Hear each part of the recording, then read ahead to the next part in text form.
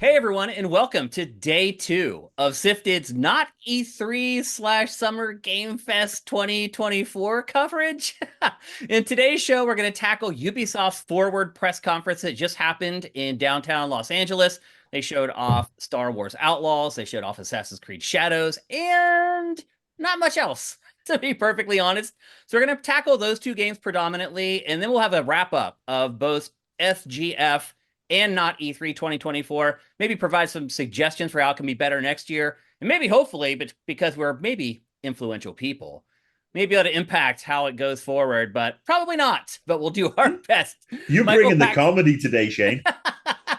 Michael Pachter, welcome to the show. And thank you, Yes. sir. I know you're sacrificing some networking time to be on this. So on behalf of all our patrons, I thank you very much for making it to the broadcast today. And networking, it reminds me of when Mark Rain was at my E3 party one day. Mark Rain being like a billionaire, small share founder of Epic Games, so he's a billionaire. And he comes up with a plate of sushi and he points at it. He goes, "You know what the best sushi is?" I said, "No, what?" And he goes, "Free sushi." So And that's why he's a billionaire. I mean, that's one of the things I miss the most about E3 is your party, Pachter. You're saying, but you cut me out of some free sushi and some free alcohol today. I think of all the people I know, you're the person who needs free sushi and free alcohol the least. That's put it that true. way. Although I do know Mark Rain, and if he is indeed a billionaire, then he's higher on the list. That's for sure. He is indeed a billionaire. Wow, that's crazy. I mean, he's a good guy and all, but man, I mean, I don't know. When I think about billionaires, I think about people that I meet and I'm like blown away by. He's a good guy. He's smart, but I would never peg him as a millionaire. That's for sure. Just meeting him randomly. But Well, it's those Epic shares, it's that Fortnite gaming thing, isn't it? Apparently, yeah. It's popular with the young people. Yep. And welcome along. The Youngs. We call them the Youngs. The Youngs. The Youngs. And welcome along, Marcus Beer, as well, joining us today. I'm sure you guys haven't seen it, but the feedback to yesterday's show has been exceptional with our patrons. People are very happy to see us back together talking about video games again. So it's like again, when the Beatles reformed.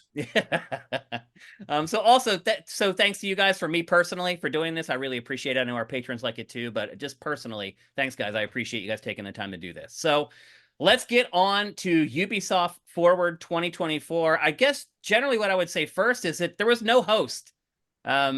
Ubisoft in the past has kind of been known for having celebrity hosts of its press events. It feels like the no host thing is just something that's caught on everywhere, not just in gaming. Even like the Oscars and the Grammys, they don't always have like dedicated hosts anymore.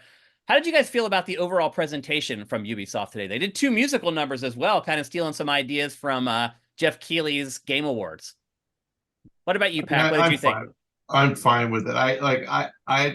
I think that the audience is there to see games, and I actually personally prefer to hear the developer talk about the game. You have somebody who actually was, either the head of the studio or the chief designer of the game, telling you what they're trying to accomplish in the game, and it makes it more fun. And it's just like I like seeing interviews of the director of a film before I see the film. Same thing, So I actually saw that with Oppenheimer before I saw the movie, and it made me like the movie more. I mean, Jonathan Nolan said, "Here's what I was going for," and then you look at it, and so I think it's actually really cool. I have trouble with some of their accents. I actually had to turn subtitles, and so did the subtitle person because YouTube they were missing like every other word.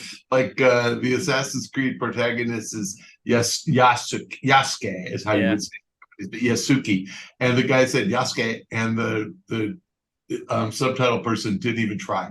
So it's like I thought those were all done with AI on YouTube. I didn't think there was a human there doing that stuff. It could be, but they totally missed. All I'm saying is like they didn't get it. Bad. I was laughing. What's interesting is they have a teleprompter.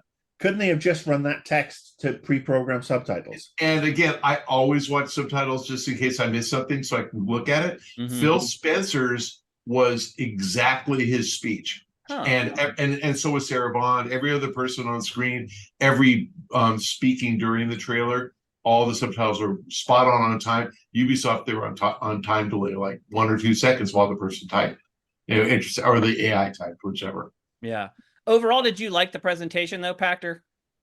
I mean, to say it right, I don't care about a host at all. That's what I thought you're asking. This was a quality show as opposed to a quantity show, and I don't want to take anything away from Microsoft because they had both. Mhm. But the Summer Games Fest was quantity for sure, not that high quality, Yeah. but lots of trailers. This was, here's all the games we have out in the marketplace now and their updates. So do you really care about X Defiant? Maybe it's been out 2 weeks, but games Skull and Bones launched last For fall. Honor is like 10 years old. And Right. they were still coming. The Division 2 is 6 years old. Yeah. So I didn't care about that, but what really blew me away was the depth of the two new games that they showed. Mhm. And I'm sure we'll talk about them independently. So, but I thought that depth, just the amount of gameplay they showed, how much you can do. I got a real feel for the games, Mhm. and I really wanted to play Assassin's Creed, the first trailer, but now way more. Mhm. Like now it's the first game or the next game I'm going to play in the fall. Oh, wow. What about you, Marcus? What did you think in general about Ubisoft's Forward? Look, you take the two games out of it, the big two, Star Wars and Assassin's Creed, and I was looking Ubisoft forward to the end of it. Yeah. But thank you. Yeah. Look, it felt like they were scrambling to put stuff in, and I understand a lot of it is political within the company. You have to put stuff in, keep all the teams happy, but I know, was it this time 1701? 117. Yeah, because I remember it was 1602. It was the first one. Yeah. And look, they had it there. Every team works hard on these games, whether they're big games or small games, and for them to get the recognition is always fantastic. But given that we saw, the Division 2, we saw the driving game that came out 2 years ago or whenever it was, the Crew Motor Fest. That's actually a really good game, though. But we see these incrementals, and it's great that they're still supporting these games. Don't get me wrong, but it just goes to show that Ubisoft had two things to show, nothing else. Which, honestly, the quality of the two things was strong enough that they still did better than Summer Game Fest. Sony. Better than Sony as well. Yeah. And let's face it, one of their games was one of the best ones at Summer Game Fest. Right. Yeah. So I understand that it's tough to pad out an hour. It's tough when you've got all these people down there to come see it. And I don't know how it works if it's like the old days where we'd go to press conference and then they say, all right, here's all the machines. This is where you can come and get your hands on. They don't do that at Ubisoft, though. They've never done that at Ubisoft. I know they used to do it with Sony and Microsoft back in the day. Those were fun.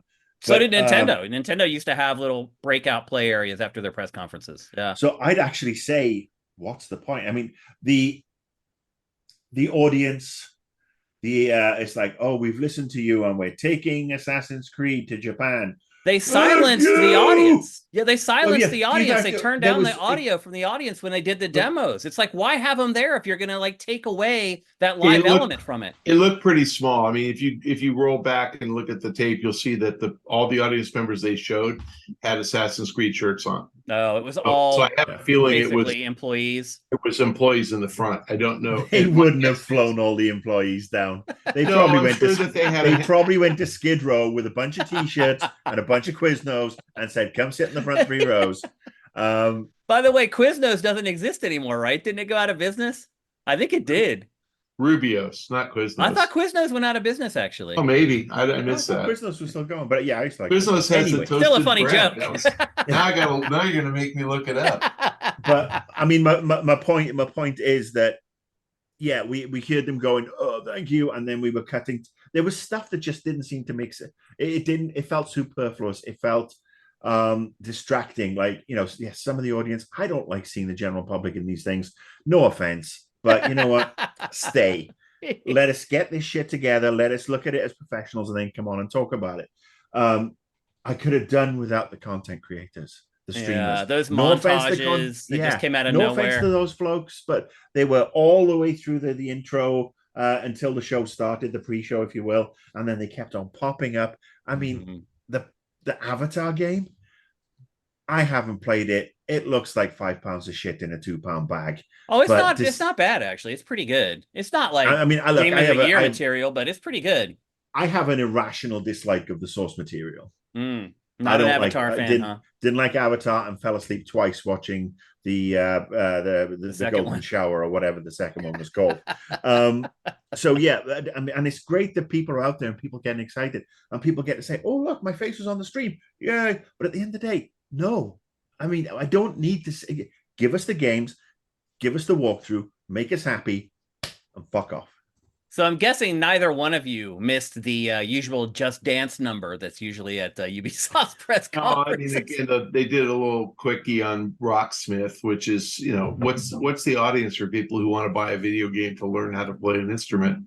1 million people. It's still going. They just released it for PlayStation like last week, so I'm guessing that's why it was in there. But yeah, I hear you. That game has been around for like 8 or 9 years at this point. But I think Marcus, what maybe we're not thinking about or addressing is, how this industry has changed and how the companies have changed. So E3 aside, which is a big change, the console business has become much less important for these guys. A much smaller percentage of their revenue comes from selling packaged products or selling $70 games packaged or digital, and a much bigger percentage comes from ongoing in-app purchases. And so, I mean, Take-Two is easy to look at. They're a $5 billion company with $2.5 billion from Zynga. Activision was an $8 billion company before they got bought, with $4 billion from combination of King and all the Call of Duty mobile stuff. So the free-to-play piece is 50% of revenue for everybody who's a console publisher. Ubisoft. They're the guys who just can't get their shit together, and they're struggling at maybe 25-30%. And when you look at their revenue, they only do a couple of $1 billion. So they're literally doing about the same from all their digital that Empires and Puzzles on mobile does. I mean, that's pretty bad, right? That is bad, yeah. So I think what you're getting a focus in these games from Ubi, in these Ubisoft Forward, in these presentations of, here we are, we do understand free to play. Look at all the free to play crap we're adding to our packaged product experience. And here's the problem with the industry. There's an old model: buy the game, and then we'll give you an opportunity to spend money in the game. That was DLC back in the day. It evolved into FIFA Ultimate Team, which is now called EA Sports Football Club Ultimate Team. But it evolved into Ultimate Team. Grand Theft Auto Online followed that model. Buy the game first. Call of Duty departed and said, we got Warzone, no game purchase necessary, and it ended up driving sales. Ubisoft is stuck in that old model. Take-Two's stuck in the old model. EA is stuck in the old model. They did gamble with Apex, but they don't really understand just free to play. So they're still taking what they know, which is core AAA console titles, and trying to show us they have those, and they've got all this free to play too, which is why the pre-roll video was Rainbow Six Siege for like 15 minutes, which is something, by the way, that works at Ubisoft. But it works, and it's a couple $100 million. It's not anywhere near as big as Call of Duty Warzone or Ultimate Team for either one of big franchises. 800 million. Call of Duty Warzone is probably 400 million. Rainbow Six 200 million. Yeah. Grand Theft Auto Online 500 million. Yeah. So I just think you've got publishers struggling to stand out. Take-Two does nothing. They're not going to do a presentation.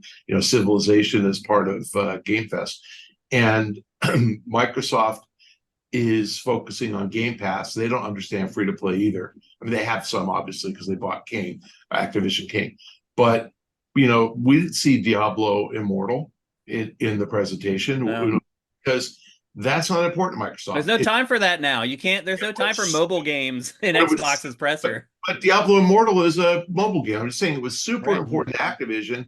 They didn't talk about Call of Duty Mobile, which they have the rights to. You even had a little throwaway statement in the Call of Duty Black Ops presentation. The woman developer goes, am I allowed to mention Warzone? And somebody said no, and it was obviously taped. I mean, but that whole presentation was so corny and canned. I literally had to turn it off after a while.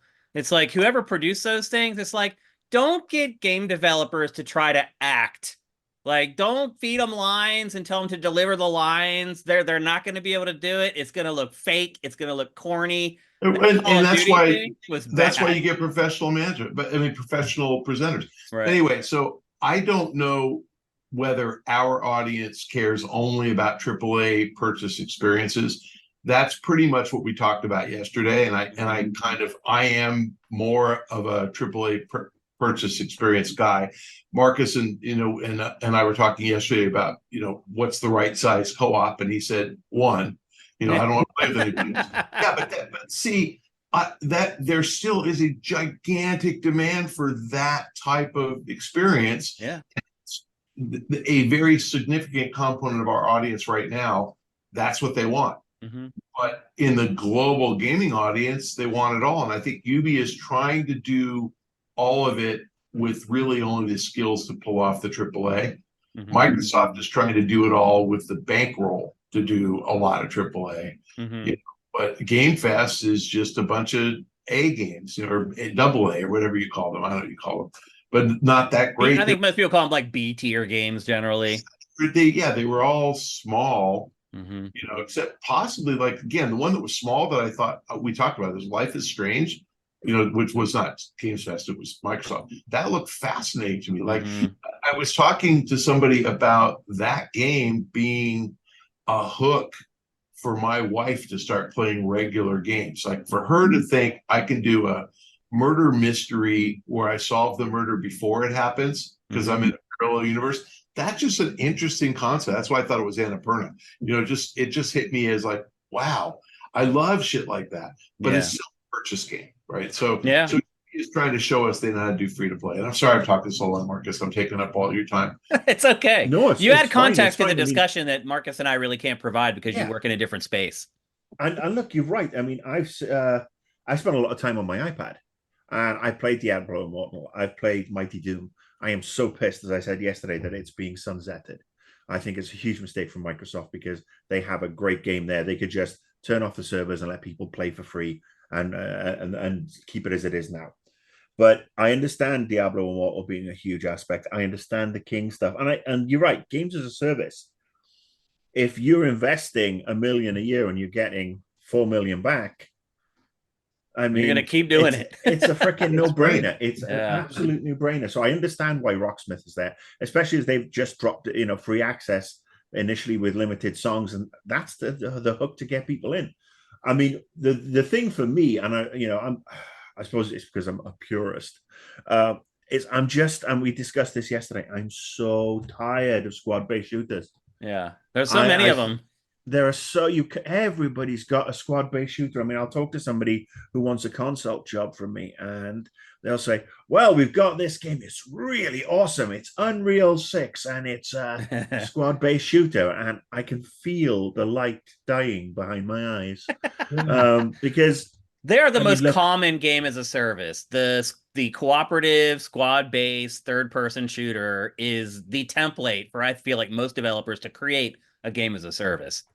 Yeah, there are so many other games where you could do a game as a service. You could basically do those as more RPGs. You could co-op RPGs with actual NPCs to interact with, and just there's a lot of things that can be done. But anyway, back to Ubisoft. They came to they came to LA to show 2 games. They did it. Yeah. That's probably a good way to sum it up. Well, that's why I said quality over quantity. And I think that 30 minutes of the show was the 2 great games. And then 30 minutes was just a never ending stream of, we want to do this other stuff too.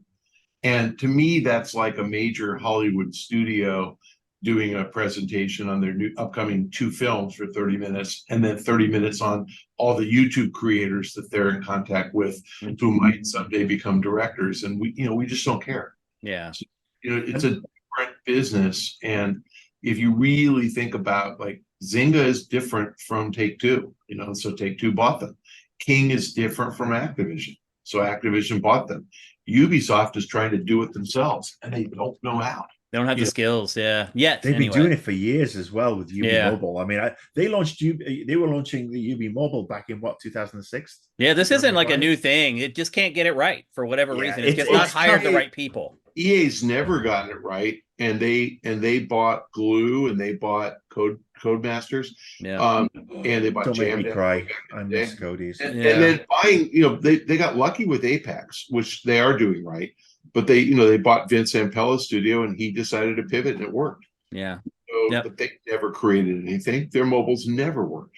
Yeah. So it's hard to do, and Marcus's favorite director, James Cameron. Can you imagine if you hired James Cameron to make a reality TV show? Make American Idol or The Great Race or whatever, Amazing Race. He couldn't do it. And imagine if you hired Simon Cowell to make a feature-length film. Like, he couldn't do it. Square peg, round hole. Yeah. Can I just say, I don't have anything against James Cameron. Aliens and Terminator are two of my favorite, and Terminator 2, some of my favorite movies of all time. It's just Avatar leaves me cold. It's just when he spends 10 years to make each film that you have a problem. Exactly. Could you imagine the Amazing Race coming out 10 years after the fact when half the contestants are already dead? I felt the same way when I saw the Golden Shower or whatever you called it, Avatar. It just didn't. I watched it and I thought, what was the big deal? Yeah. As opposed to Oppenheimer in the theater. Oh my God. Oh, absolutely. Yeah, absolutely. What about Yves just disappearing? Like, he only showed up at the end. Usually he's a big cog in the Ubisoft press conferences. This time he just shows up at the end to say thanks and that's it. I think given that it fits with the no host thing, because obviously I didn't really respond to that. I took us off on a tangent. The no host thing totally works, by the way, but you just got to make it tighter. You got to make it a little bit tighter. Quick. Yeah. It felt like the closing of an SNL episode at the end where he was standing up there with all the people up there. Yeah. I do like that he celebrates his employees. I feel like more CEOs should probably do that, but I hear what you're saying. I did. It's funny. I had it on in here in my games room. My wife was getting ready to go to work, and she was in the room next door, and she heard him say, "Thank you to all of you. You are the inspiration and the reason we make games." And she laughed so hard because she said, "No, it's fucking not. It's money." Money. Yeah. Exactly. So I mean, I love it. But the kids don't know that yet. They're still naive. No, the kids are all looking at a very broke teenage in 20s and 30s. I think they understand, but yeah, I just find let's keep the stupid platitudes out of the way. Yeah, let's not go with if it's not for you, without you, I would not be able to afford my 4th villa in the south of France, and I would be drinking piss wine instead of Chateauneuf de Bleu. Yeah. He used to be a big part of those presentations, though. But I think you're right. I think it's just a general change away from having the one person, the one host that kind of tosses to everything. I did like some of their hosts in the past, though. Sometimes they did a pretty good job booking them, and they were funny, like legitimately. Tyler. Yeah, she was great. She was the gold I like the guy Joel McHale better, but look, they were both pretty good. Like, I thought they did a good job. This is a reflection of the audience, and the audience for this used to be the press, and used to be business people who invested in Ubisoft, and it used to be partners. The audience now is gamers. Yeah, and Eve recognizes, just like Marcus and me, we're not as relevant to gamers anymore. They don't care. Yeah. They think of us as idiots, and they just look at your age and immediately they write you off. They don't even give you a chance. Like, that's kind of how it works.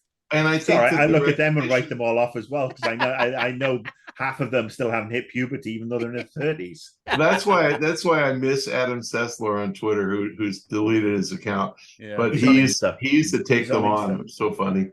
Yeah, that's why he deleted his account, though. he got sick. He got sick of the abuse. But he is on Insta, and I think he's on Threads. He's on Blue Sky as well, if you want to find him. But yeah. Well, let's start talking about the games, and we're lucky to say plural because there's really just 2. They kick things off with Star Wars Outlaws. I'm guessing they probably did that. It's like picking your favorite kid here, but I think they did Outlaws first because it's coming out first. Yeah, I'm sure that's right. It comes out on August 30th. It's the big license. They don't do licensed games they've done the Avatar games over and over, but I mean, Yeah. this is kind of, unless it's a little Disney movie or a cutesy Shrek thing or whatever, this is a big deal for them. Hell yeah. This is I mean, for any fucking publisher, Star having the Wars. Star Wars license is a huge deal. I mean, But and this is probably the AAA platinum lock of movie franchises with games. yeah. So yeah, I mean, it makes sense. It possibly was in the contract, but you come out swinging. Yeah, and it did. It showed a huge demo of the game for about 11 minutes long, and then it followed that up with another like 5-minute overview trailer. So it showed about 15 minutes of brand new footage from the game. But I think most importantly, what people wanted to see was the flow of the game. How does everything work? How do you get a mission? And once you get that mission, how do you go about accomplishing it? And I think another big question everybody had was like, how does the traversal work? How do you get from one location to another? And one thing I had a question about was, so she took a mission and then she got on her speeder bike to go to the mission. And then it shows like almost like cut scenes of her traveling to the destination. So I don't know if like it's an option to just set it to auto travel. And if you do that, then it shows like a more cinematic view of her getting there.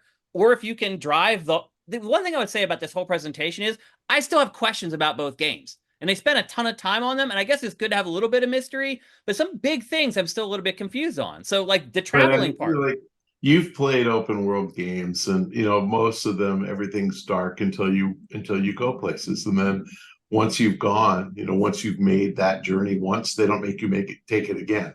Then you can cutscene your way to the, you can warp to it. Well, I mean, normally it's just fast travel, and you just it could be, hit a it could be button, you disappear, and then you reappear there. This is different. I've never seen this in an open world game where it literally shows cinematic angles of you traveling to. It doesn't mean you teleport, though. The fast travel is just you already walked all the way there or rode all the way there, and now you can just go there quickly by tapping it on the map. We all know how fast travel works, Pachter. I'm explaining to you this is different than it's ever worked before. No game has ever done this. If you think about it, they had in Assassin's Creed, let the horse stay on the road, and it would. And this may be just a elevation of that, much like you said, Shane, where all of a sudden now you can look at the cinematic angles as they do, and if something of interest, a hotspot, Tusken Raiders, Jawas, etc., appear, it defaults out of that. So it could be just a case of hands off the joypad and off we go. And it's like it's almost like a screensaver, because you've been in the games where you're playing a Star Wars game, whether it's KOTOR or whatever, and it goes into free camera mode when you stop moving for a while, and it just scrolls around and zooms out. That could be it, or it could be you don't get it to traverse all the way there. You literally start off, you get to X point, and then it just takes you all the way. But that's why I'm asking. I've never seen anything like this before. Yeah. We don't know. Again, important parts of the game that are still unexplained. It's the same with space travel, right? That was my next. That was I was leading on to. We're taking warp speed, right? They don't show you. They don't show taking off into space. Like they cut, and she's in space, and then she gets in a dogfight, which is awesome. There's dogfighting in space, and I like that they said you could choose to dogfight or not, and you could like deny the mission if you wanted to. That's good. And then she finishes the mission, and they talk about how it curries favor with certain factions. That's really cool. It sounds like it has a little bit of the Grand Theft Auto thing to it, where you're like working for different crews, and like you curry favor with one, and that'll give you benefits that another crew won't give you. But anyway, she finishes that mission. You curry favor with the faction, and then it appears that I'm not even. This may be a trick. So she goes to land on a planet. And it looks like it's going to be like No Man's Sky, where you literally go from space and land on the planet, and not like Starfield, where it's like a load. Like you're like, I want to land on that planet, and then it cuts, it loads the planet, and then you appear on the planet. It looks like you're going down to land, but then you go through this cloud cover. Right. And I'm wondering if that cloud cover is a cover for the fact that it's just loading the planet in, or if you're actually traveling from space down to the planet surface. I'll bet the former. I'll bet it's a cover, because I was watching her coming down and wondering, that planet was very sparsely covered. Yeah. Like there was hardly any clouds anywhere. Obviously no water was Tatooine, but I was looking and it's like, why is she heading for the clouds? Mm-hmm. And why are there clouds there? And there was a lot. When she started flying through it, the clouds stayed on the screen for like 4 or 5 seconds. Yeah. And on a waterless planet, where do clouds come from? Exactly. They're sand clouds. That's a good Yeah, point. I think they've put a lot of it is a trailer where they can't show a lot of stuff and they don't want to show it because people like us are going to ask the questions. Um, those are segments that are concerning, but I'm not really. My problem is, and this is my biggest thing, is this, and it hasn't really been answered yet. Is this Assassin's Creed Star Wars in a lot of ways? I don't Now, think so. no, let me expand upon that. It feels, you see the hero, she's got a little sidekick. There's a lot of walking, a lot of looking around, a lot of ducking into things, but it also doesn't feel like you're pitched into the action. It doesn't feel like you're close up and in there. I mean, the we saw we've been discovered when they'd gone to the place in Tatooine. They'd explored the sheriff's hut, and they got outside and they were in a gun battle, and the gunplay looked anemic. I feel like it's looked that way from the very first time they showed it, honestly.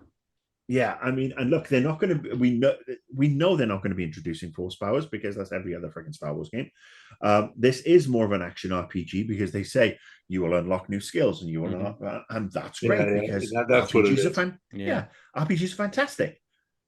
But we've got the trusty blaster because I actually stayed and carried on watching the presentation after the deep dive afterwards. The deep dive of both of them. I'm glad I did because again raised more questions than it answered. And I don't know coming out of this presentation today if I'm still really jonesing for this game. It looks good, but it looks a little boring. I'm just gonna take the band-aid off right now. The game looks a little boring to me. And look, I know hardcore Star Wars fans love the shit that's in this game, like being able to go to these planets and see more of it than just what the movie, that little slice that the movie shows you. But you start getting into the minutia of Star Wars. I mean, you're basically just playing as like a runner. You know, you're a smuggler basically. Is that exciting, or do people want to like deal with like the Empire and like the Jedi and all that? I don't know. I feel like Ubisoft is really selling the license short. Like this is not the ideal open world Star Wars game that I have always dreamed about. That game deals with all the key players from the Star Wars universe, the Sith and the Jedi and the Death Star. That to me is the game that I wanted. This isn't exactly the game I wanted. I do wonder if it's going to have mass appeal for people who aren't crazy hardcore Star Wars fans. So I found a little bit of the presentation a little bit drab. One thing I did think that was cool, Marcus, when you talked about how she came out and got in that very quick like gun battle. I like how the speeder bike is like a horse or whatever in other open world games, and you can call it and it shows up and you can jump on it and get out of there. Like I thought that was pretty cool. I didn't expect that at all. Stuff like that I think can resonate with people like me who are open for maybe a more traditional open world Star Wars game. Stuff like that helps, but I don't know. When I start thinking about like playing that game for like 40 or 50 hours, I'm like, it just doesn't seem very exciting. How do you feel about that, Pack? Am I crazy? I'm not a Star Wars fanatic, and so everything you said, I noticed. I don't care if there's Imperial soldiers in there or the Empire at all. I don't care if the Rebels are there or not. I thought that they were taking every other character in Star Wars and putting them in that world. So you just had all these different factions. It very much made me think of Fallout, and it was structured that way, where everybody in Fallout was bad. They weren't all good. I mean, sure, when you get toward the end, there's like real bad guys, but it was just a bunch of raiders, and ghouls and whatever. And there was a way to play as a bad guy, and I remembered because I played it through once that way. And you would curry favor with the raiders, and then you were able to trade more with them.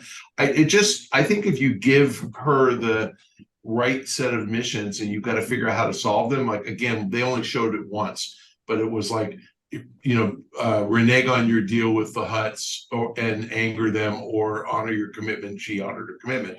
But it's like, what would happen if you went the other way? I like that kind of game. I do too. I like where there's moral ambiguity. I had no affinity for any of the characters in Fallout, but they made it interesting. So I think that this is taking the universe, making it something familiar, but not requiring you to actually be an Imperial trooper or a Jedi or a Sith or whoever the other guys are.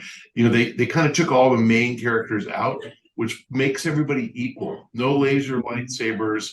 We're using just guns and stealth, and I thought that was very clever. I mean, one thing I will say that kind of backs up what I was saying before is that most of the positive reception to this game was when they showed Jabba the Hutt in one of the early trailers. Everybody freaked out. There's somebody I recognize.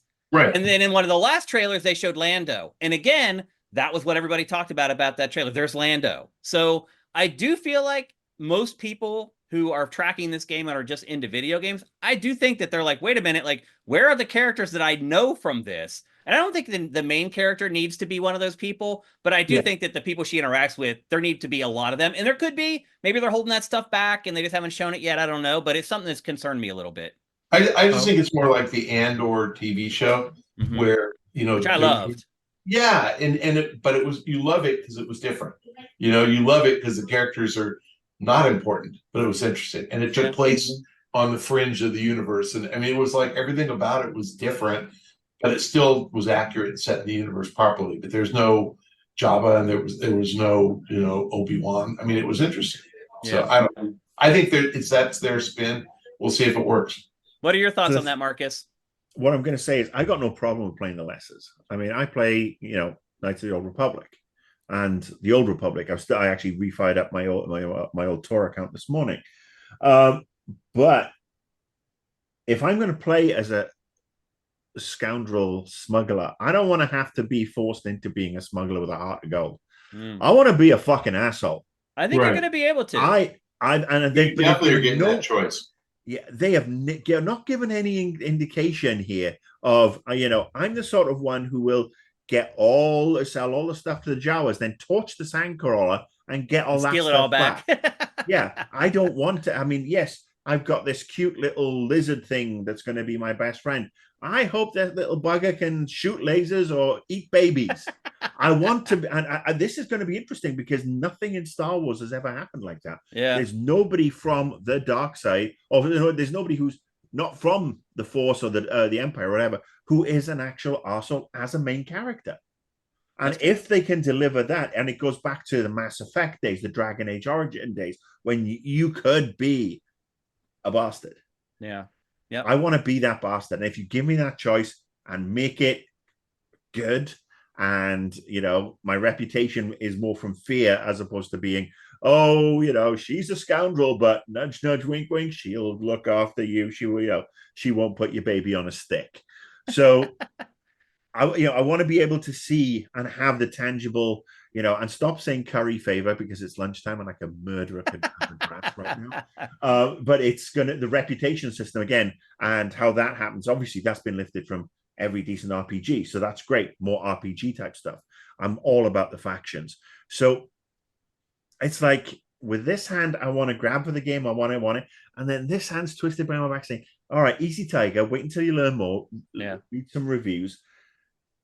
One thing I will say is this little demo showed a lot of gameplay variety that, just in the course of one mission, you did like 5 different things. You climbed a rope, you snuck up to the hut, you snuck up behind somebody, you assassinated them, somebody got alerted, you pulled out your gun, you shot them, you ran out, you get on the speeder, you take off. Like that to me was really impressive. Like what actually was happening was like whatever. It's just the idea of all those things occurring within like a 2-minute period. So, Ubisoft is good at creating open world games. It has been doing it for a really long time. All 3 of us love Ubisoft's open world games. So I am pretty confident that this is going to be a competent open world Star Wars game. I just feel like maybe now that we're getting so close to release, we can start looking at the details a little more closely, maybe figure out if some stuff may rub us the wrong way. But overall, I'm still pretty excited for Star Wars Outlaws. So I think probably all 3 of us are. Are you going to play it, Pachter?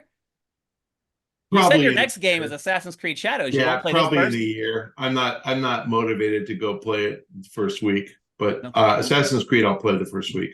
Okay, and that's a great segue onto Assassin's Creed Shadows. Up until today, all that was really out in the public with a bunch of trailers that were very cleverly cut together to do a good job of showing the game off. But today we got to really understand how the game plays. However, at the same time, I'm not 100% sure how the game plays. So there are two playable characters. One is this brutish samurai. The other one is a shinobi assassin.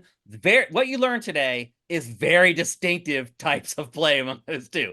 Like the samurai is a brute. I mean, that combat sequence that they show with him was pretty freaking awesome, man. Like you really felt the power of his swings with that crazy weapon that he had. And then I've never seen that weapon. And when he was walking and it showed it on his back, I thought it was a different type of samurai sword, and that was just like an armored scabbard. oh, But right. when he started swinging it, I'm like, whoa! And it looks like it weighs about 100 pounds. I mean, Only he could swing it, right? And then he pulls out a samurai sword and finishes off the one guy. He stabs him, I saw that puts him up in the air, and like slings him down. Like that whole little section with him, I thought was awesome. I was like, damn, okay, he's an ass kicker. Like, well, you like it when he stabbed one guy through and lifted him off the ground. That was pretty cool. Like just the idea, he's really strong. I hope it becomes one of those things where as the game wears on and you get better with him, like you go into towns and people like run away because they're like afraid of him. Like his reputation has preceded him. I love when games do that. When the people in the town start talking about stuff you've been doing in the game, it really helps. What I want in Star Wars. What'd you say? That's what I want in Star Wars. Yeah. With the reputation system, hopefully that ends up happening. Yeah. I mean, in this one, you'll see, I think because of his code, he can only fight bad guys. He's not going to do anything. No, you're probably right. You're not going to have this light side, dark side decision. So if people see him, it'll be like the little kid who ran up to him and said, please come help. Yeah. And it took him to her mom. Mm-hmm. So that's what I think you're going to get. You're going to get people going, oh, it's him. It's the samurai from another. And he's lovely. And did you hear what he said? He saved a chicken. And it was, have a cup of tea, love. Yeah. And a biscuit. So she is the shinobi assassin. And if you play with her, it's completely different. You're sneaking through the shadows. She has like abilities that he doesn't have. She can like lay prone. When she goes underwater, it creates this odd like silhouette of her so you can still see her under the water. And then she can slide up out of the water and start crawling. Awesome stealth stuff, but it's so different from what you do with the samurai. And so my question is, how does the character thing work? Like I couldn't see. Well, first of all, when you say she's different, she's exactly like every other Assassin's Creed assassin. I wouldn't say exactly, but she's more closely resembles the traditional Assassin's Creed. They were quick to climb buildings and jump down from rooftops and flip around and land in hay bales and and sneak up on people clearly and assassinate them. So she's just a ninja version of that, which is cool. And I'm curious to find out if she's actually related to the family, whatever, in the Animus, like if she's actually a relative as well. But if you notice, they did say we have to go enter the castle and kill the Lord, and the game freezes, and they're talking like, well, if I go in, it'll be stealthy, and if you go in, it'll be a bloody mess, and then it freezes and it says pick which one you want to be. Oh, wait, it froze and let you pick? I didn't see that. Actually. I missed that. You choose which way you want to go. If you want to go in the shadows, or you want to go through the front. I missed that actually. So it said play as I must have looked Yasuke. down to type some notes when that happened or something. Yeah. So it said play as Yasuke or play as, is it Naue? I don't know how to say it, but N-A. That's right, Naue. Yeah. Naue. So it says play as Yasuke or play as Naue, and then once you selected her, he said, yeah, I think you'll probably be more successful because you can sneak in there. I would have loved to see the alternate have him go in, but he would have obviously had to kill every single person in the castle. Right. And that's the final scene in The Last of Us Part 1. You have to go through the hospital and kill every single person. Yeah. I mean, The Last of Us would have worked better if he could have slipped in there undetected. Well, my question was though, and now you've answered part of it, which is before every mission, do you get to choose? So you're saying yes. Yeah, once they get together, because I think you're going to have two separate storylines and they converge. And once they converge, but I think the thing I want to add to that. But my question is, you can't just swap on the fly. Like you can't. My question was like, hey, can I start a combo with him with this big weapon and whack, and then tap a button and have her come flying off of the rooftop and stab the guy? Like that's what I thought the game was going to be like, but it doesn't look like it is. Well, there was a kill that way, but it didn't. She did it automatically, like a cinematic, though. Right. Yeah. Right.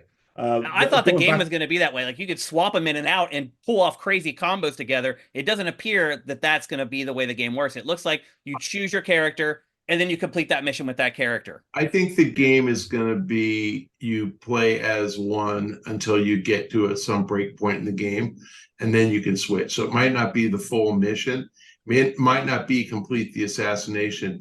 It might be clear the entry room of the castle so that then once she's done that quietly, then he can come in. Maybe you can do that. Yeah. That's how I would do it. But I'm just saying, like, they didn't really answer these questions. Like, I checked out a couple write-ups about the game because they had let the press play this before. So as soon as they showed it, the press published their previews. So I went back and started reading some of the previews, getting ready for the broadcast. And no one in the press knows either. They're all like, we don't really know how the swapping works still.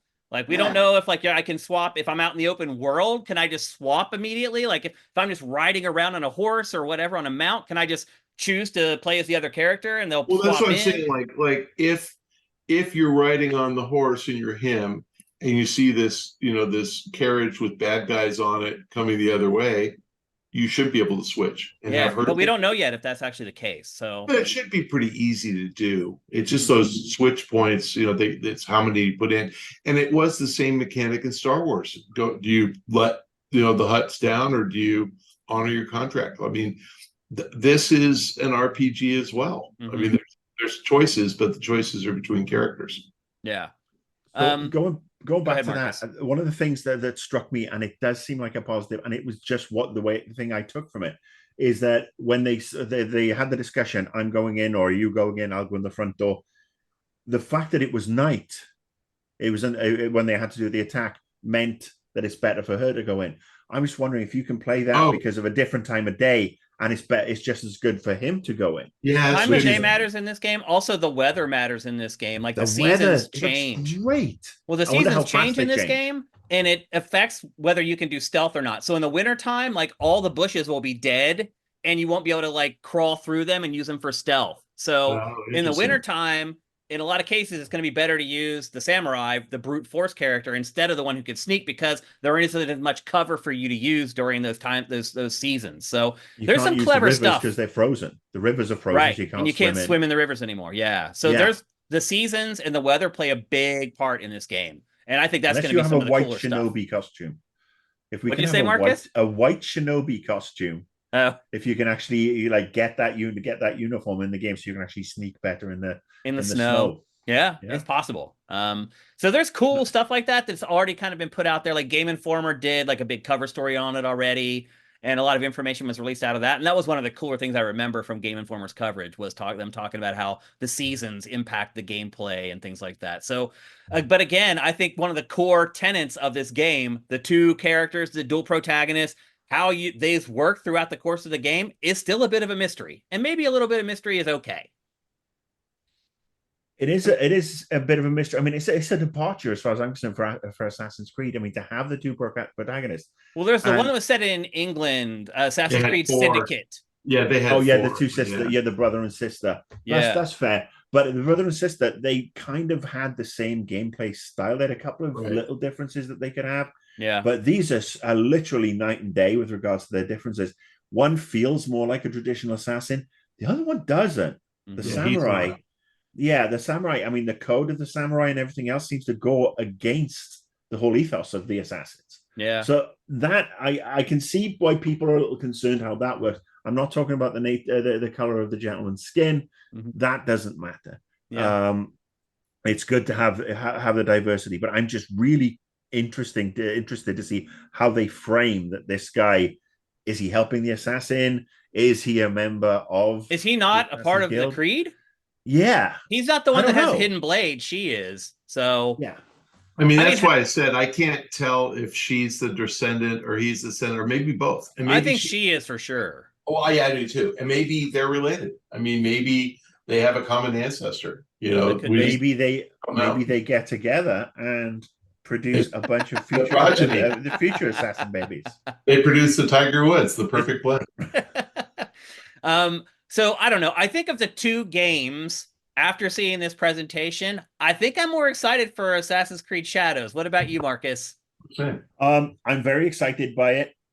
It's still, having seen what I've seen, and obviously they've repeated a lot of stuff that we've seen over the last couple of days. It still has a ways to go to beat a game that is for me is just one of the best games of that era, and that is Ghost of Tsushima. Mm-hmm. That A lot of is people one have of my tried. A lot of studios have favorite. tried, and Yeah, they've all failed so far. and it feels like that in a lot of ways when you look at how the cinematics. Ghost of Tsushima did so much with regards to ripping off and improving Assassin's Creed in a lot of ways. Yeah. And now it's interesting. It'll be interesting to see how they come back at them. But I'm very interested. I will. Which one are you more excited to play? Babel. No, pick one of the two, Marcus. All right, pick one of the two. That is genuinely a tough one. Yeah. I'm gonna need to see more of Outlaws. I need to know. I'm not plunking down $70 until I know I can be a freaking arsehole. Okay. That's fair. And I understand. You arsehole me up, I'm good. And then one of the other things I want to see in Assassin's Creed, I want to see a return to some of the early, Brotherhood and Assassin's Creed 2, where you would, and again, in the one set in London, you could actually buy businesses, start generating revenue, have your little network of spies and this, that, and the other. There's been no mention of that. This actually looks more like an A to B linear Assassin's Creed, and I don't want that. I want the wide open. I know what Ubisoft are capable of. I want to be able to. It's like, okay, so I'm going to invest in your tea house. Well, that's the other thing they haven't shown at all is the open world in Assassin's Creed Shadows. They haven't shown it at all. Like them traveling around out in the wilderness. Like that is not something that they've shown off yet. So more mystery still to come for that one for sure. And it's what, 3 months out, 4 months out? Is it November? Well, Shadows is still, that's what, November 15th. Is that right? Okay. I think I have the date yes. here somewhere. November 15th. That's 5 months. And then Star Wars is 4. And look, they have to keep us interested for the next 5 months so I can understand where Shadows still has some mystery left to it. Star Wars, that's August 30th, man. There's not a lot of time left for that to come out. So Ubi is gonna have to bump up its marketing program here and start early release. That's the first big game then, I think, of the fall season. And look, having been a former PR guy, I know all about giving people blue balls and leaving things dangling for as long as possible. I'm sure they do have a bunch of stuff planned. I think if the questions that we posed today are answered in a positive manner, I'll buy both games this year. I will crank through Outlaws, be really, really happy, take some time off, go back to Starfield, play their expansion, and then Assassin's Creed it all the way through to Christmas. Yeah.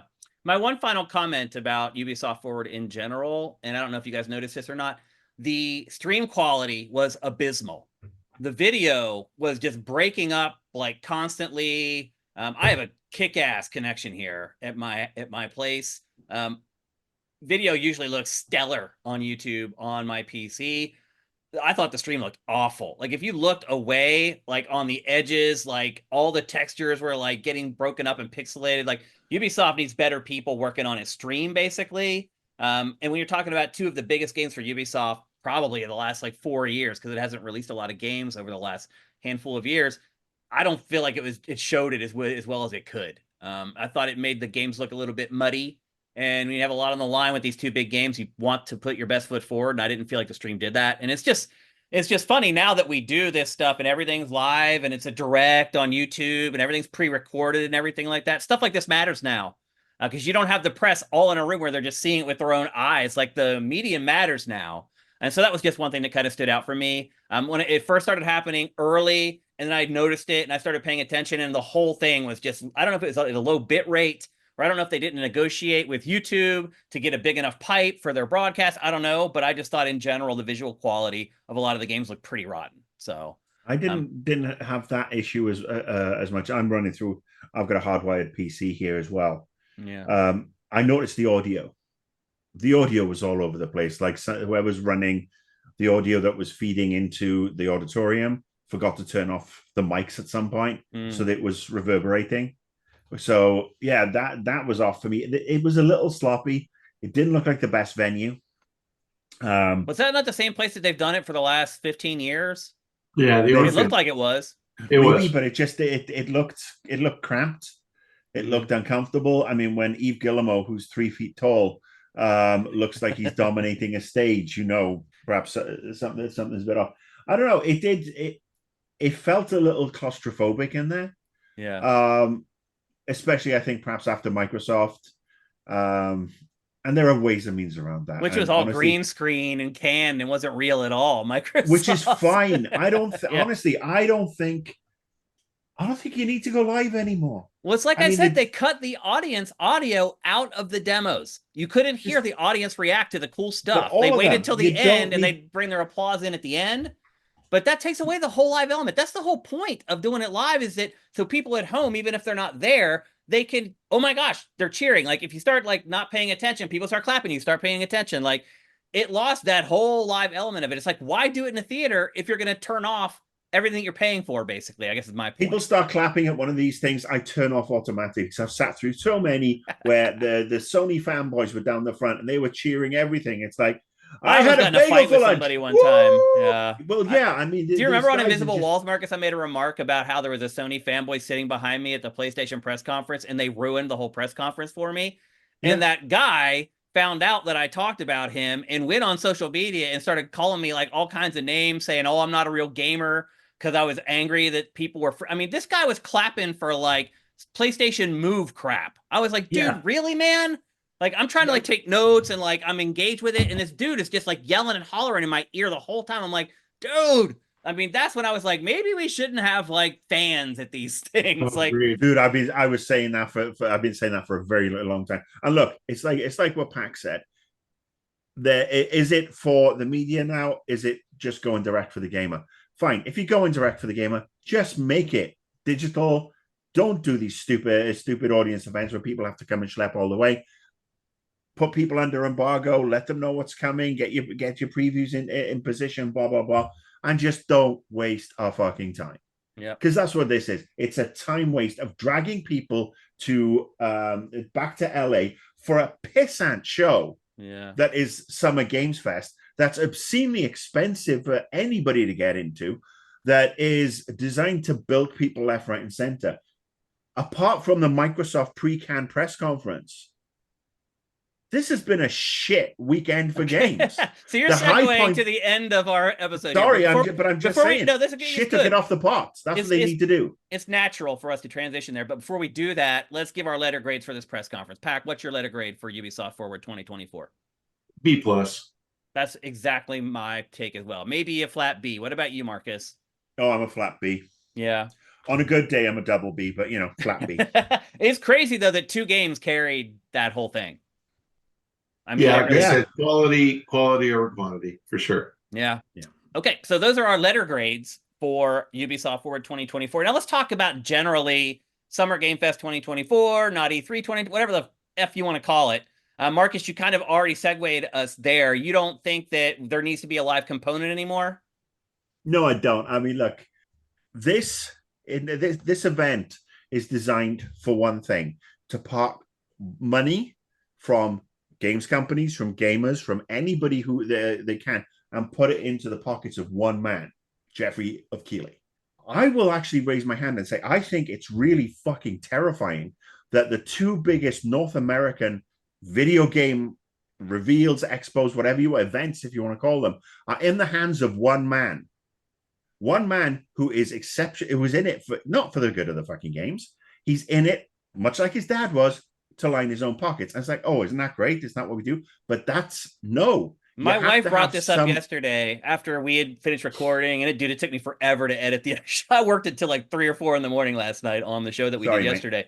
It comes with the territory. But I was talking to my wife. I took a break for dinner, and she's like, well, what's going on? How's it going? Blah, blah, blah. And we got in a conversation about Keighley, because my wife knows Keighley, because I worked with Keighley for like 15 years. And she's like, why don't you like talk to him anymore? Like, what happened? Like, you guys were like good friends. And I'm like, I left Game Trailers and it's like I didn't exist anymore. I don't know why or whatever. And she's like, well, what has he been doing? And I'm like, well, he does like the thing that he did this week, and then he does the big Game Awards thing. And he basically, his job is to reveal new games to people. And her first comment was like, is it a good idea for one person to have control of all that?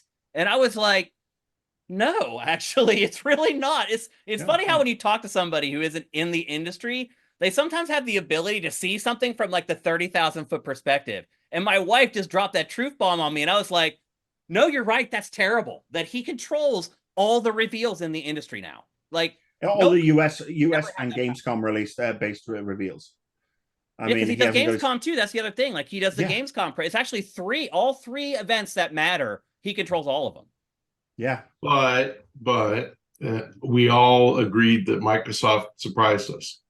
Yes. So yes. not just that, obviously they held their own back for their own event, but they also got Dragon Age, which we didn't know, and they got an Assassin's Creed trailer, which we knew. But again, we had guys not supporting Keighley and supporting Microsoft. So I think that, Marcus, your observation is spot on. It's not healthy to have one person with too much power, because again, I personally love Jeff. So, but I don't think Jeff is a bad guy. But like just like you want to play a bad guy in Star Wars Outlaws, Jeff could become a bad guy. So if you give him too much power, absolute power corrupts, and it's healthy for the industry to have competition, and we don't. It used to be the ESA, and we don't have it anymore. Well, it used to be like game trailers competing against IGN, competing against GameSpot. Like we all did our own live E3 productions, and whoever did the best and got the best content was the one that won. To follow on why I like Jeff Keighley, he figured out that there was a void, and he or did he create the void, Pachter? He created the void, Mike. So he could take advantage. Yeah, he basically went in. He kind of sabotaged E3. I mean, he said went in there ESA, and signed deals with them, and then out of nowhere is like, I don't want to work with these guys anymore because they're weird. And everyone's like, well, Jeff must be telling the truth. Around their neck and then kick the box out from under them. Yeah. Possibly. I'm just saying, like, then if there's an opportunity for somebody else to compete, they should. But there's not, because Jeff has the bankroll of his dad to bankroll these events. Well, nobody else can really do it now. Now he doesn't even need his dad because they're so successful. He is the sole director, CEO, CMO, CFO of Jeff Keighley Inc. Yeah, I don't think anybody else could have done it, Pac, but him. He's the only one having. But again, like, I admired that he did exploit the opportunity. Yeah. And so far, even if we don't like Summer Games Fest, it's better than nothing. I'm glad that we had something. Is it? Yeah, I think so. Okay. Because that was kind of one of my questions. Like, should we be doing this? Because here, this turned into like a cottage industry. So IGN had this thing called IGN Live, where that's where I spoke. I think it was like 3 days long or whatever. But if you go so I work on Sifted, and we have an admin that's built to get all the content from all the websites in one rundown. And I just looked at the rundown from IGN's event, and I literally deleted all of it. It wasn't just that it was indie games. It was the most obscure indie games I've ever seen. But somehow they managed to turn that into a 4-day event. Now, I saw last night on Facebook some people who work at IGN that I'm friends with. They're posting like, oh, this was a big deal, and we pulled it off, and they're celebrating. But was it a success? Like, you can get sponsors, and I guess it makes it a success. Whether people actually show up or not, I don't know. There were hundreds of people there. It wasn't thousands.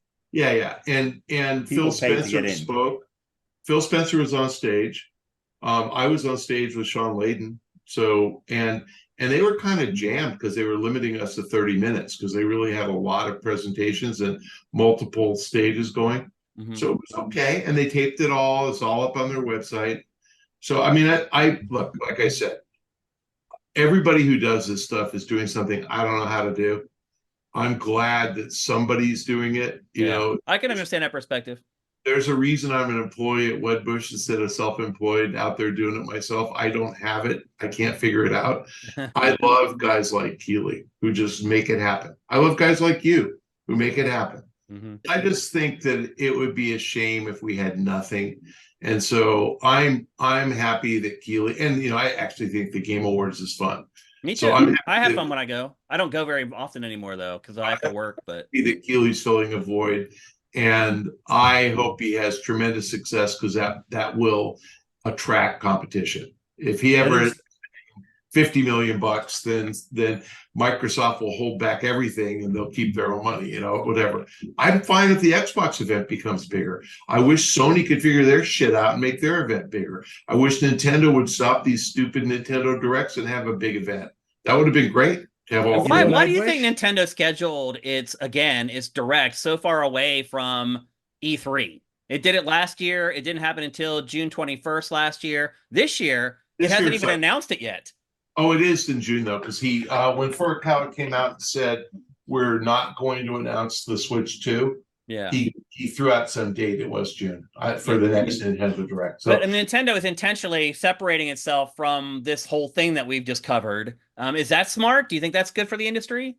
yeah, I don't, and I think that Nintendo. It's sad because I think the U.S. Nintendo people are just phenomenal. I really Yeah. do. So I think what's sad is that I think Nintendo thinks of itself as just, blue ocean, different from everybody else. And I think they're on their own path. I think they don't care about the other consoles. The Switch doesn't compete with the Xbox. They're right. The Switch doesn't compete with Game Pass. And the Switch 2 won't compete with them. And they're just going to do their own thing, which I think is really a shame because they were a big supporter of E3. And the fans love it, and the press loves it, and Nintendo's got the brands, and they've got the content. I think they should brag about how much content. Like they could have had a show yesterday and rivaled Microsoft if they wanted. I'm missing that. I'm missing that sort of head-to-head thing. Even PlayStation kind of slid out of the way and did it earlier before not E3 to kind of separate itself from the event. Like I agree with you, Pachter. I think it's better to have this than not have it. And as a business owner that relies on having content, it's a godsend because June and July and even May, they're dead. And so without something like this, like it's tough to create content for an entire month without a lot of game releases. So I'm with you. I think it needs to happen instead of not happening altogether, but I do think there's a lot of room for improvement going forward. Marcus, what's your take? We haven't heard from you yet. So there's this organization for entertainment software, and they kind of screwed the pooch a couple of years ago, but they're still going and they're still taking their dues. What I would like the ESA to do is hire someone with some common sense to say, we're bringing back E3. E3 has the cachet. When you have the Summer Games Fest and everybody's calling it not E3, well, the Summer Games Fest really is nothing. Yeah. And we're going to take this back. He can have Christmas. He can have the Game Awards. He can do whatever he wants. Gamescom. He has Gamescom. Yeah, fine. But we are going to bring this back. We're going to talk to our major stakeholders. We're going to say, what would you like to see? How can we integrate this where we have the best of what we had in the past and the best for the future? So we have the press conferences and they're dotted around and everybody does their thing. But we also have, whether it's one section of the convention center or whether it's not in LA at all, we have this place where the media can get together and you can see that reaction. And no, the fans are not coming in. We're not charging them $500 for a ticket to this sort of thing. We're going to keep it business only. We're going to actually reclaim some of this. Influencers want to come in or content creators, fine. If they got enough viewers and they want to behave professionally, bring them all in. Absolutely. Let's get back to that sort of level of excitement where we hype and make E3 the premier destination for video game launches, announcements, and people getting to play it. That can be done because there is money out there. Microsoft have flown people down. Sony and Nintendo can be brought into the fold. EA, that might be a lost cause. No, but EA, with the right people, with the right person in charge of this and saying, right, we're going to guide this. We're going to take stock. We're going to talk to the other stakeholders, find out what works for them and find a way to implement this. So it's all in one place. Because to borrow the tagline from the Welsh national soccer team, together stronger. That's their tagline. So we're a 3 million people country, and together we are stronger than anything. With this, we get everybody together and it's stronger and we are inclusive and we bring people in and we don't overcharge. I don't think the publishers look at it that way, though. I think the evidence says otherwise. They don't want to unite. They want to have their own, like Sony wanted to have its own week where we talked about their show on Game Face. And EA screwed it up for everybody. And then Sony, and again, it was probably Sean Layden, it was Jim Ryan. But Sony went their own way, and they're proud of it, and they blew it, and they destroyed E3. Yeah, I think. Did you talk to Sean Layden about that while you were on stage with him, Pachter? I did not. I've talked. I have talked to him at length about this. Well, let me just say, if it's not, it's going to cost us $50 million to build a fucking stand at the convention center. If you dial it back, because it became this bloated, out of control mess. If you made it, limited it to 3 or 4 million per publisher, it's totally worth it for the publicity. And everybody's, it's one haul. Get everybody together. Yeah, everybody together. No supersizes. No people causing fights because, as I said yesterday, they're fighting after a fucking mushroom hat. Yeah. But have people in, have people playing the games, have the demonstrations, do like they used to. We have the press conferences Sunday, Monday. Show starts Tuesday, ends Thursday. Everybody gets through. Everybody comes to LA or wherever it is. Everybody gets hands-on time, and businesses can come back in and have business meetings. Last E3 2019, I was part of a company where we had a bunch of meetings. Company went tits up the next year, but that was just what does that say about E3 though? No. We actually came out of E3 with so many potential things, but that the company, unfortunately, it was totally out of my control what happened to the company. Yeah. But yeah, this stuff is still profitable. It's still great to come in and talk to people, because while this is great, in person is still the best. Agreed. And if you can still have DICE, and you can still have GDC, and you can still have PAX and 37 different PAXs, and now you got the Summer Games Fest. Basically, it's a bunch of piddling events instead of having this one. And I really do think it's worth saving, and I do think there's still enough cachet. And I think if the ESA listened to some people, took some opinions on board, and appointed somebody to be their E3 czar, if you will, to say, we're going to get this done. This is how we're going to do it. And we're going to blow Games Fest out of the water.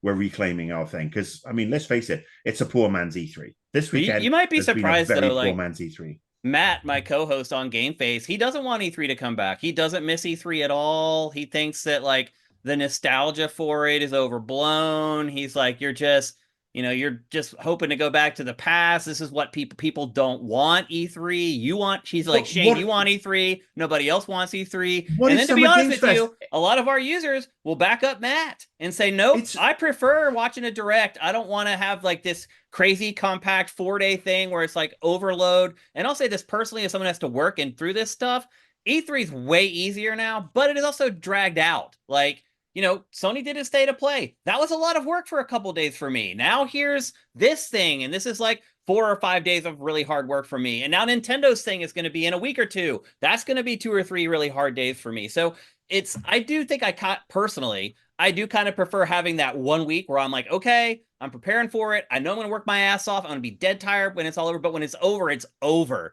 It does feel like things are dragged out now, but I do feel like I'm in the minority. You got to realize our age bracket, we went through the E3s. Like a lot of Gen Z and millennials, they didn't go to E3. They don't have the nostalgia for it. They're like, I don't care. It's just some stupid convention that you old guys talk about. It was like the freaking most great time of your lives. It's like no one cares that's because these people haven't contributed dick to the industry. I mean, we're talking about the people who built the fucking industry, Shane. You, me, Pac. No, I get it, but they don't care about that. I mean, we get shunted out the way. Have you not figured out yet that the young kids don't care about old people? They don't. I know, and they can get off my lawn. My point being is, they don't care about us. They don't think we know more. Nostalgia is a big thing. I understand that, but there is a way to do this, because I will reiterate that what Jeff Keighley is doing with Summer Games Fest is a poor man's E3 light. Yeah, and it's lessened the impact of the show. It's lessened the impact of this time of year. I mean, I go back and I look at my Twitter feeds from 12 years ago, 10 years ago, 5 years ago. And the sense of togetherness, the sense of getting to know your compatriots in other companies, mixing with them. Now everybody's just off in their own little fiefdoms. Their own silos. You're not mixing together anymore. But that's the way the publishers want it too, man. They don't want people coming in and barging on their audience. They want to be able to keep their audience in their tight little circle, and they can feed them the information that they want to. There's no meddling journalists like you and I talking smack about them. Like, well, in that case, like it that way. If that's the case, then don't support the Summer Games Fest, because it's absolutely fucking pointless. Just do your own direct, because you don't need to come to LA. You don't need to see a bunch of poor saps in the public bilked out of of money to go and pay Jeffrey Keighley.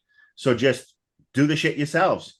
Because, they kind of do. I mean, there's like I was saying earlier, there's way too many little events. Like IGN's event isn't even technically little. You know what they could do? again, ESA could say, all right, we're going to have the month of E3, which is just, we're not going to have a convention, but we're going to schedule all these digital events, all of these Ubisoft forwards, Microsoft press conference, whatever, and you will have it here, and then there'll be a 3-day gap to here, and people can keep on coming back, and it's showing video games for the entire month, and we're going to have our indie, and we're going to have our big boy, and Sony, Microsoft, Nintendo will have 3 different, one every weekend, so they're the big boys. The publishers will have midweek or something, and then we'll have the Indiecades. Those are already kind of happening. Like PC Gamer has like the PC Gamer show. There's some other show called like the Family Games Show. There's literally like 5 events this weekend. But it's all under the umbrella of Super Jeff Fest. I mean, I guess the problem is that there's not enough content to support all these shows. They're just not. That's why there's just these dinky games and all these events, these like flash games. I'm like looking at them in our admin. I'm like, delete. Like, there's just not enough content to go around because there aren't as many big budget games being made anymore. So the only thing I wish, outside of obviously, this event crashing and burning, some of vindictive little bastard and E3 coming back, the one wish I have for next year is the Wedbush Morgan party. You can still do it, Pachter. I can do it at GDC.